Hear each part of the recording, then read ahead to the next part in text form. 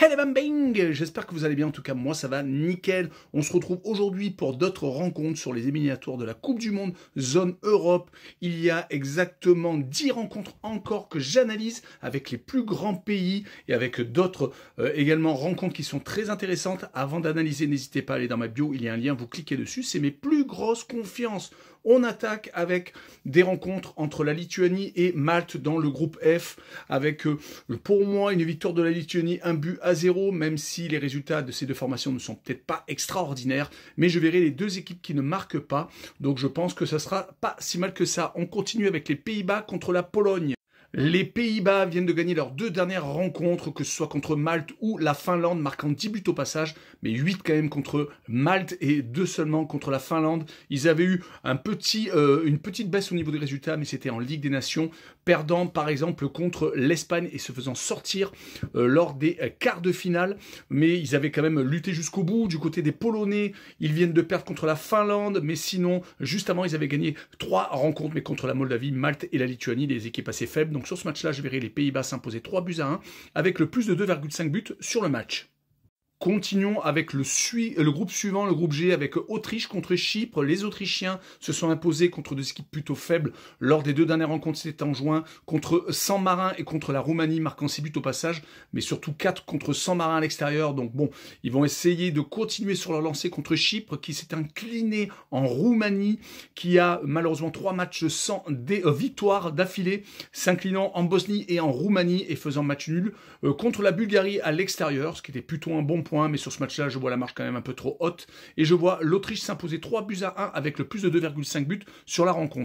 Et on continue par San Marin contre la Bosnie-Herzégovine. San Marin a malheureusement perdu quasiment toutes ses dernières rencontres. Il faut remonter à très longtemps pour trouver trace d'un petit point pris ou d'une victoire. Ils ont pris par exemple 8 buts sur les deux derniers matchs contre Modène en match amical contre un club et également contre l'Autriche. Ils avaient pris 4-0. Du côté par contre de la Bosnie qui était à un moment donné beaucoup mieux. Ils ont certes perdu contre la Slovénie en match amical en juin, mais ils avaient réussi à battre San Marin, Chypre et la Roumanie consécutivement. Sur ce match-là, je vois la Bosnie s'imposer 3-0, mais je vois San Marin pas perdre par plus de 3 buts d'écart. Je pense que c'est pas si mal que ça. On enchaîne avec le groupe H, avec l'Italie contre l'Estonie. Les Italiens se sont imposés contre la Moldavie lors du dernier match en juin. Ils avaient enchaîné 4 matchs sans victoire, 3 défaites même, mais c'était entre la Ligue des Nations où ils avaient joué quand même les Allemands. Ils avaient quand même perdu en Suisse. Et s'était fait étrier par contre en Norvège. Attention pour ses débuts en plus d'éliminatoire.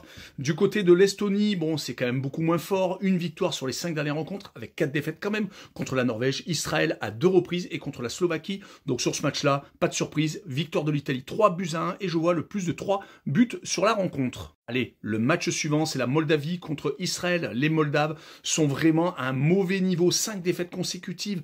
Il n'y a qu'un seul match où ils ont marqué un but, c'était contre l'Estonie et ils ont en plus perdu à la maison. Sinon, 4 fois, ils n'ont pas marqué contre l'Italie déjà, contre la Pologne et également contre la Norvège et la République tchèque. Du côté de l'Israël, ils ont gagné 3 de leurs 4 derniers matchs, plutôt intéressant contre la Slovaquie et l'Estonie à 2 reprises et ils ont perdu qu'une seule fois, c'était contre la Norvège 4-2. Est-ce qu'ils vont avoir un petit peu un regain de forme sur ce match-là? Je pense, car ils sont quand même sur une bonne série. Je vois une victoire 2-0 des Israéliens avec la double chance N2 et le moins de 3,5 buts sur la rencontre.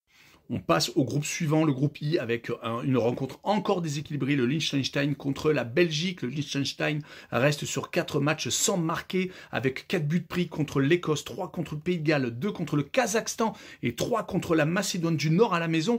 Donc imaginez, il y a la Belgique qui va se pointer, qui est un petit peu mieux quand même, qui vient de gagner 2 de leurs 3 derniers matchs. Rappelons qu'ils ont Rudy Garcia maintenant comme coach. Ils ont mis 4 buts au Pays de Galles, même s'ils en ont quand même pris 3. Ils ont mis 3-0 à l'Ukraine et on fait match nul en Macédoine du Nord, donc attention, mais sur ce match-là, je vois quand même pas de surprise. Je vois une victoire 5-0 de la Belgique, avec la Belgique qui gagnera donc pour moi au moins par 5 buts d'écart.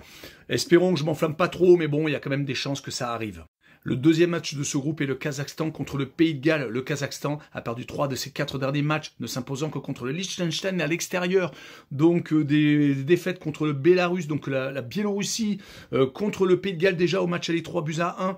Donc les Gallois vont essayer d'enfoncer le clou, surtout qu'ils viennent de perdre en Belgique. Ils avaient gagné quelques matchs avant, le Liechtenstein déjà, le Kazakhstan, comme je l'ai dit un peu plus tôt, et ils avaient fait match nul en Macédoine du Nord, donc ils vont vouloir prendre encore des points. Et je les vois gagner 2-1 en déplacement, avec la double chance quand même N2 pour assurer le coup, et le plus de 1,5 but sur le match. Et pour finir cette vidéo, je vous choisis deux des plus grosses équipes européennes, l'Angleterre et le Portugal. Donc c'est les groupes K et L. Donc je commence par l'Angleterre contre Andorre. L'Angleterre vient de s'incliner en match amical contre le Sénégal, c'était en juin, mais je pense que les organismes étaient complètement cuits, surtout que derrière il y avait la Coupe du Monde des clubs.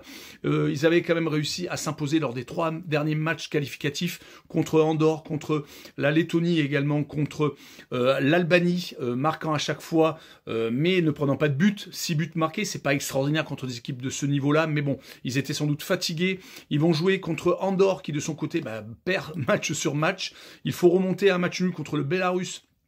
C'était donc le 9 septembre pour trouver trace d'un petit point pris. Donc sur ce match-là, je vois une victoire de l'Angleterre 5-0 avec le plus de 4,5 buts sur la rencontre. Je pense que ça sera pas mal.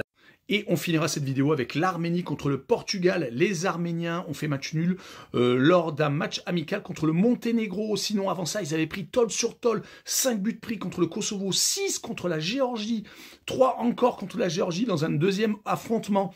Donc attention, peut-être un petit point positif, c'était le 1-0 qu'ils avaient pris en Croatie, mais quand même, là ils vont jouer contre le Portugal qui veut se venger d'une Ligue des Nations, qui veut se venger, non, qui veut pas se venger, parce qu'ils ont gagné la Ligue des Nations. Dans ma tête, je me suis dit, ils jouent contre l'Espagne, ils vont perdre, mais non, ils ont gagné leur deuxième Ligue des Nations, donc ils vont vouloir continuer à enfoncer le clou, donc à enfoncer la tête des pauvres Arméniens. Donc sur ce match-là, je vois une victoire du Portugal 3-0, avec, je pense, au moins 2 voire 3 buts d'écart. Je pense que ça sera largement jouable. Voilà, tchou et bam bing!